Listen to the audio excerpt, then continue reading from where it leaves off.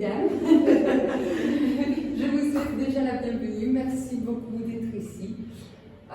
Pour beaucoup d'entre vous, j'imagine que vous connaissez déjà la fleur de vie. Ok. Alors, on va un petit peu commencer par les origines. D'où vient exactement la fleur de vie? Alors, on la trouve partout, que ce soit en Israël, en Allemagne, en Égypte, en Suède. On la trouve partout dans tous les lieux qui sont sacrés, d'accord, dans tous les lieux qui sont hautement énergétiques. La première fleur de vie, en tout cas, on pense que la toute première fait partie des toutes premières fleurs de vie qui ont été découvertes, ça a été en Égypte, dans le centre d'Abydos, dans le centre d'Osiris, pardon, à Abydos. On en a trouvé deux. Toutes les deux, elles ont été ni peintes, ni gravées. Elles ont été brûlées dans la roche. Elles ont été gravées. Alors, on en trouve aussi en Chine, dans la cité interdite. On la trouve en fait, elle est ronde, c'est une sphère ronde et c'est une sphère multidimensionnelle. Pourquoi? Parce que ce qui se passe, c'est que quand une fleur de vie elle est sur une surface plate, elle va donner des énergies, elle va à peu près réguler tout ce qui est en surface. Par contre, quand c'est rond, elle fait tout haut, en bas, à gauche, à droite, elle fait vraiment tous les sens. Et les dragons de Chine, en fait, sont les gardiens de cette sphère multidimensionnelle. Alors, on y trouve, je vais voir si je peux l'agrandir pour que... Je vais devoir faire ça par contre à chaque fois. Ça va mettre un peu plus de temps. Alors, dans une fleur de vie, on y trouve donc 19 cercles. On y trouve 7 cercles qui font la graine de vie et un seul cercle qui fait le souffle de vie. On y trouve plusieurs symboles dans la simple fleur de vie. On y trouve dans le premier symbole l'arbre de vie, qui est aussi notre arbre à nous. D'ailleurs, je vous ai mis aussi l'arbre de vie. L'arbre de vie, alors, au niveau énergétique, elle nous représente énormément. L'arbre, c'est notre corps à nous. Les pieds, c'est la racine. Les racines, c'est tout ce qu'on construit ici sur Terre.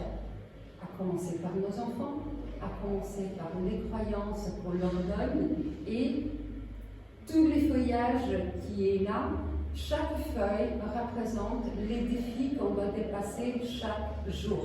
Tous les matins on se lève, tous les jours on a des défis. Et donc chaque feuille c'est un défi qu'on va passer tous les jours.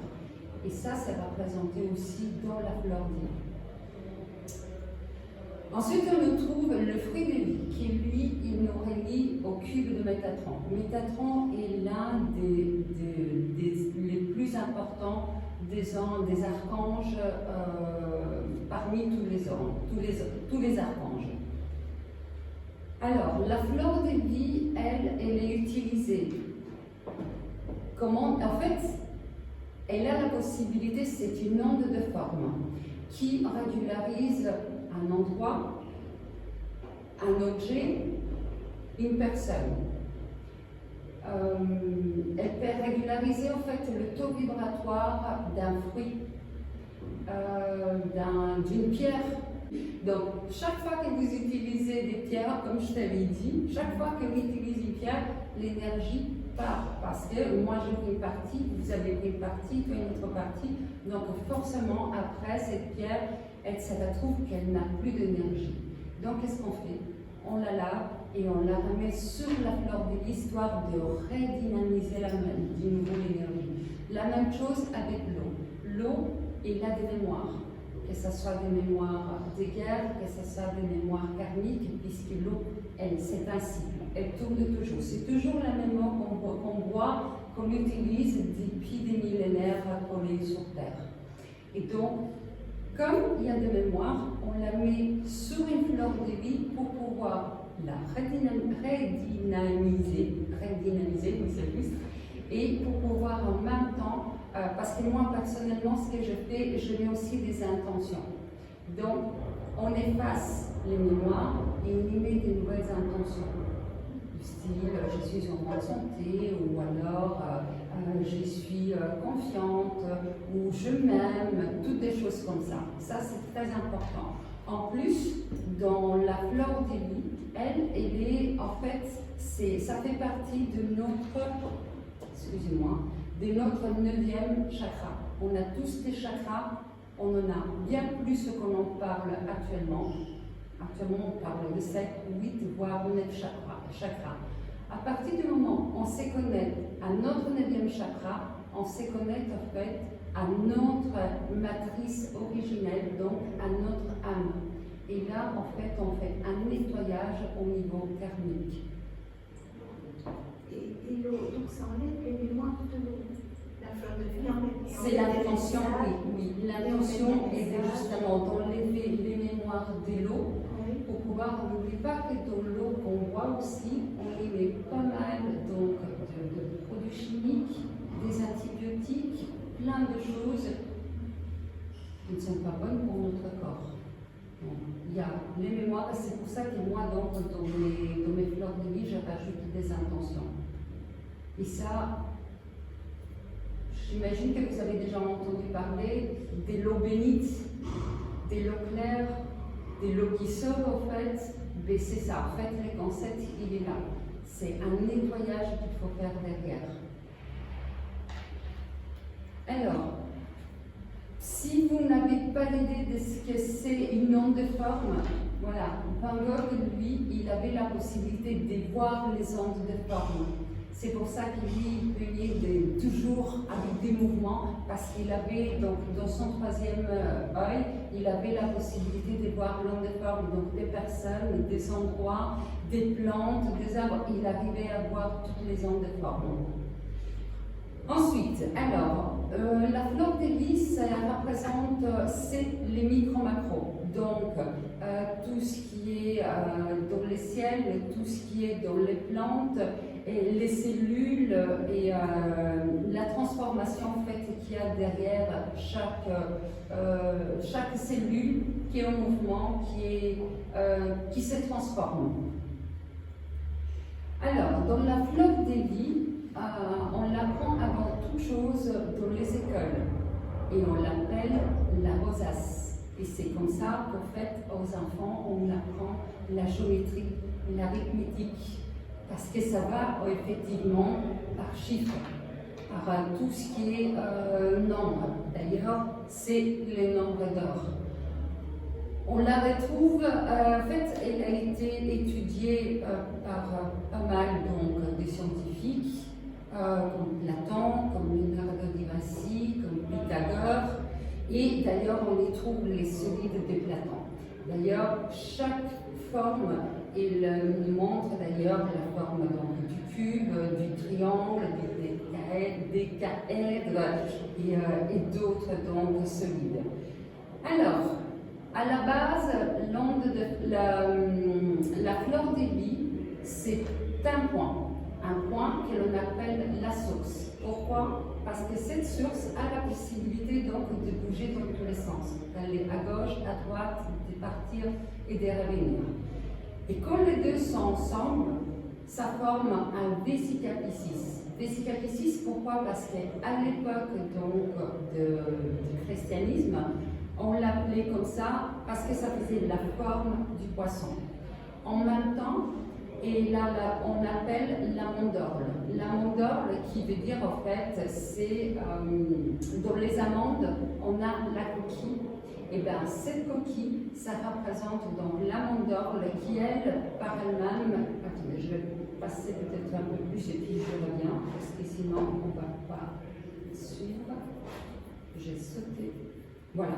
La mandorle, en fait, elle, vous la retrouverez dans tous les lieux sacrés qui entourent justement, comme par exemple Jésus, Marie, parce qu'ils sont dans un œuvre cosmique. Alors, je retourne en arrière. Voilà. Alors, quand on a donc les deux cercles qui sont ensemble, elles, en fait, elles nous montrent la matrice originelle. Donc, on a le côté gauche qui représente notre féminité et donc notre lien avec le ciel et la terre, et notre côté droit qui représente notre masculin, donc notre force pour aller de l'avant. Et ça sont en fait nos deux hémisphères, nos deux polarités, parce qu'on a tous deux polarités, que ça soit en bien, que ça soit en mal. Et en fait, à partir du moment où on les met bien ensemble, on arrive à se recentrer. Il avait déjà été reconnu à l'époque des Égyptiens, ils avaient fait des études, ils avaient bien remarqué qu'en fait, même dans l'univers, on y voyait les mêmes formes. Alors, à partir du moment donc on rajoute un troisième cercle, là on y trouve les triquetras. Les triquetras qui lui en fait c'est les symboles religieux des protections. Les triquetras qui lui veut dire en fait on a la Trinité, donc corps, âme, esprit. On a aussi la fille, non, l'aïeule, la mère et la fille. L'aïeul, en fait, c'est les grands-parents. C'est-à-dire que tout ce que nos grands-parents ils ont appris, ils nous le donnent aussi en héritage, et ainsi de suite. Nous, on donnera aussi un héritage à nos enfants. Que ce soit nos croyances, que ce soit la façon de faire, que ce soit au niveau génétique, cellulaire, ça représente ça aussi, les triquetras. Alors, on a retrouvé dans la fleur des vies, en fait, Nikola Tesla, pour ceux qui connaissent, lui, il a reconnu les ondes de forme, donc en ondes scalaires qu'on appelle les ondes de Tesla, avec en prime, en fait, quand vous voulez que ça puisse faire de l'effet comme il faut les positionner au côté nord d'une pièce où vous êtes, que vous voulez rassigner à un endroit, vous devez le placer au côté nord de la maison pour pouvoir justement donner cette possibilité de mouvement, de nettoyage pour pas que ça stagne. Alors, on revient sur la graine de vie, que là, on y trouve le souffle de vie et la mandorle, comme je vous avais dit, que c'est un signe de protection, d'accord? Mais c'est surtout, en fait, cette mandorle, on la retrouve dans la numérologie, avec le chiffre 0, on la retrouve dans les tarots, avec justement le monde qui est protégé, et on la retrouve aussi, en fait, ce qu'il y a, c'est que ce monde qui est protégé, ce sont nos deux polarités qui sont là. Et on nous demande, en fait, c'est pas qu'on nous demande, on nous met dans notre soleil central pour être toujours alignés. Donc, en gros, vous la retrouverez toujours partout, cette fleur des vies, parce que nous sommes la fleur des vies. Et là, comme résonance, et là, le 432 Hertz, qui en fait, ça va vraiment avec le chemin universel. Vous trouvez tout ça donc sur mon stand, avec tout ce qui vous rappelle la fleur des vies et d'autres choses que je représente pour pouvoir vous aider, pour pouvoir savoir